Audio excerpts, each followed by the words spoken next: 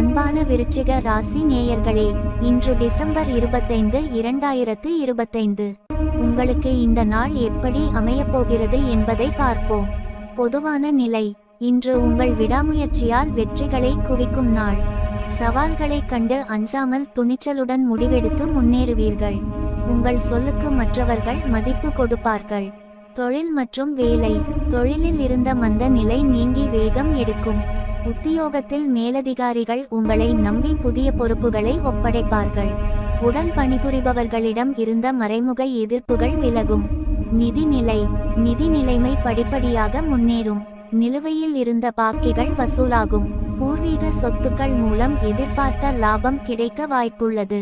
குடும்பம் மற்றும் உறவுகள்: குடும்பத்தில் சுபமான செய்திகள் வந்து சேரும்.